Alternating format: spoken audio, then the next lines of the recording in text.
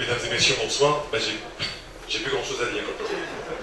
C'est l'avantage avec Jean-Claude. Juste le remercier encore une fois personnellement parce qu'il est non seulement maire de TOS, mais également vice-président de la communauté de communes aux finances, ce qui est un domaine important. Et puis, c'est vrai qu'il n'y a pas trop de monde ce soir, donc on peut se dire la même chose. Grâce au travail qui est fait par Jean-Claude à la communauté, eh bien, on a une situation financière qui est extrêmement saine.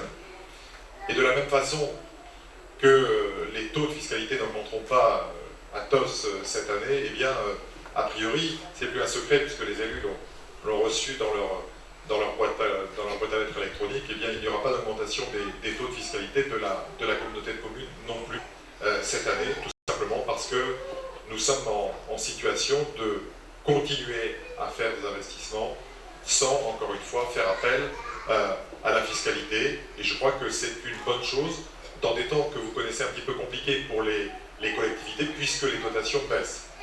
Mais les efforts doivent être partagés entre tous, et c'est normal que dans la gestion, au quotidien, nous puissions faire des économies pour pas sans cesse faire appel aux gens, et c'est ce qu'on va essayer de continuer à faire dans le temps. Merci donc Jean-Claude pour tout le travail qui est fait à la communauté et que tu fais au quotidien.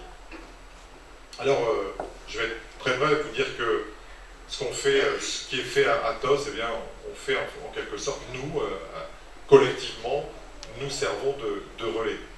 Sur les infrastructures, Jean-Claude en a parlé, les voies vertes, eh bien, vous allez voir dans les 2-3 ans que ces voies vertes vont progressivement se densifier, qu'il y aura un maillage. Alors je ne sais pas, Jean-Claude, si TOS sera le centre de la communauté de communes. Du monde. Néanmoins, la commune de TOS sera bien desservie. Voilà.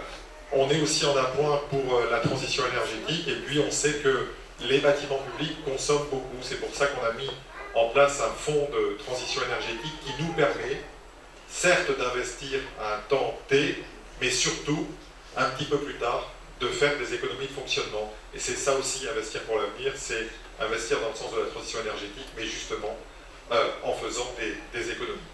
Les infrastructures, le logement, il y a des défis forts sur ce territoire. Nous avons la chance d'être attractifs, et je crois, vous le savez, tout particulièrement dans la commune de TOS, mais on a des soucis, deux essentiellement. Le premier, c'est de donner ou de pouvoir proposer aux plus jeunes de ce territoire des logements qui soient accessibles.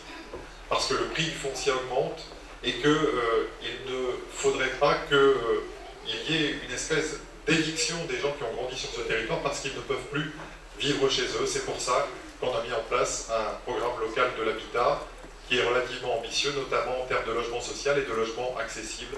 Et bien entendu, la commune de TOS est intégrée dans cet effort. Les jeunes et également les seniors, parce que quand on devient un peu plus âgé, au-delà de la sagesse que l'on acquiert, bien entendu, il y a aussi éventuellement des petits problèmes de mobilité qui peuvent se voir le jour, et donc il convient d'adapter les logements pour faire en sorte que l'on puisse vivre le plus longtemps chez soi. Et donc ce programme local de l'habitat répondra aussi à ce défi pour que les gens, au lieu d'aller dans des maisons de retraite qui ne sont pas forcément la panacée, puissent continuer à vivre chez eux. Puis le dernier secteur, c'est l'emploi. Alors bien entendu, Jean-Claude a dit l'essentiel en ce qui concerne un des projets de la communauté avec le département, le projet résidentiel et golfique de TOS. Je ne sais pas si ce projet va se réaliser. On fait tout pour que ça soit le cas. Pourquoi? Pas forcément parce que, a priori, c'est une nécessité absolue ou c'est une lubie personnelle. L'année dernière, j'ai reçu 800 demandes d'emploi à la communauté de communes.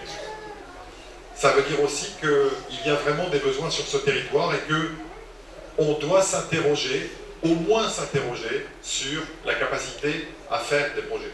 Et il faut qu'on essaye de les faire ensemble parce que c'est très bien d'être attractif, mais attractif sans emploi, c'est un petit peu compliqué à gérer dans le temps. En tout cas, il est évident que ce projet ne se fera que s'il y a des investisseurs privés qui rentrent dans celui-ci, et donc on met en place, on crée les conditions, mais ce n'est pas nous qui réaliserons. En tout cas, que ce soit ce projet ou d'autres, comme l'agrandissement de la zone de l'Obian à Seignos, ou celle d'Atlantis Sud à Saint-Jour-de-Varennes, nous essayons, à notre juste taille, à juste mesure, de faire et de créer de l'emploi. Je ne serai pas plus long parce que Jean-Claude avait dit l'essentiel et que c'est moi qui vous empêche pour l'instant d'avoir le verre de l'amitié.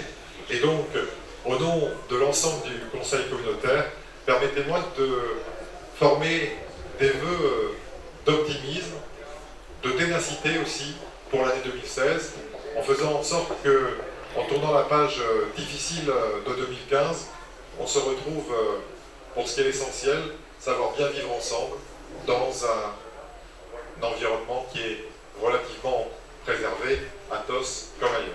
Merci beaucoup, excellente année 2016.